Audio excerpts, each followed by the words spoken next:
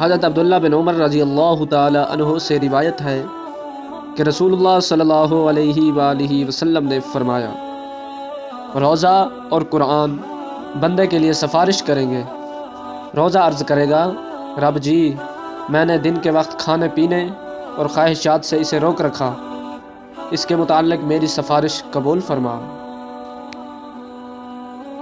اور قرآن عرض کرے گا، میں نے اسے رات کے وقت سونے سے روکے رکھا اور اس کے متعلق میری سفارش قبول فرما۔ ان دونوں کی سفارش قبول کی جائے گی۔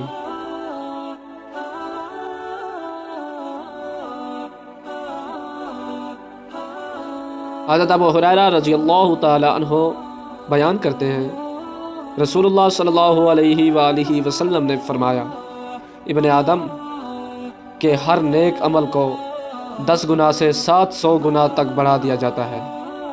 اللہ تعالیٰ فرماتا ہے، روزے کے سوا، کیونکہ وہ میرے لیے ہے اور میں ہی اس کی جزا دوں گا۔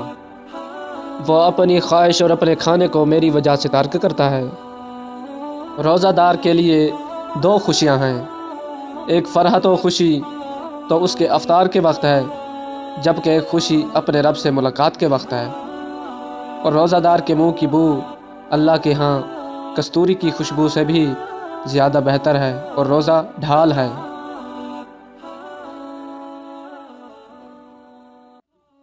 جس روز تم میں سے کسی کا روزہ ہو تو وہ فحش گوئی اور ہذیان سے اجتناب کرے۔ اگر کوئی اسے برا بھلا کہے یا اس سے لڑائی جھگڑا کرے تو وہ کہے کہ میں روزے دار ہوں۔